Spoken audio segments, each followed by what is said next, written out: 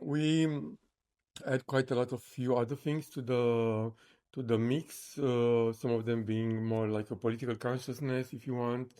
Other elements are more about how we use and twist and sort of change to our liking the language, and how we use metaphors in the practice.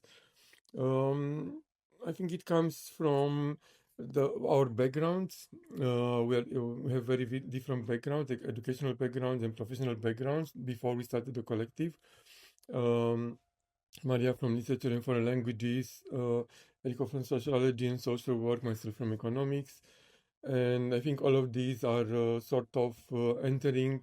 We enter with sort of peculiar tools that are not necessarily always employed in art. We enter this territory of art and we do artworks that are much more, let's say, they include much more perspective even than the three of us. We use a lot our empathy to think of a certain topics from very different angles. And for this reason, I think our very diverse background and previous experiences in professional life or in life in general are sort of nurturing our practice in our works. Sometimes using tools like questionnaires, like a scientist would do in sociology or in economics, or using working with language in the realm of poetry, or working in between languages with understandings and misunderstandings between languages, or inventing new words, and with that also new notions and meanings and coining terms. um, But I yeah. think all these intersections are genuine to our interests and how we are, because we are very curious. I think all of us in general, and we are easily excited by bright people, new ideas, and we want to know more, to learn more, but also to impart some of our thoughts with others.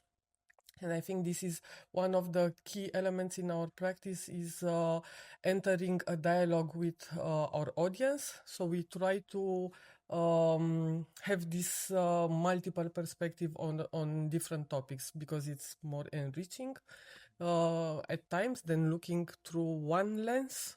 So yeah, I think it's very us. Yeah, the idea of multiplicity, plurality of voices. We are a bit like a choir on many voices, if you want. When you hear us, sometimes it can sound a bit cacophonic, but in the best way. Like several aspects of the around the same topic could emerge and cohabitate in the same time.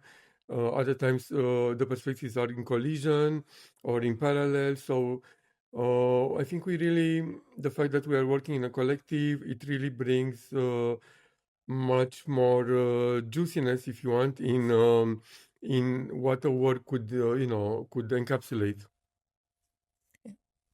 In this respect, I think that, as you asked, political imagination becomes a sort of activism, but not violent or very outgoing, but more subtle, and we'd like to say that it's more poetic activism.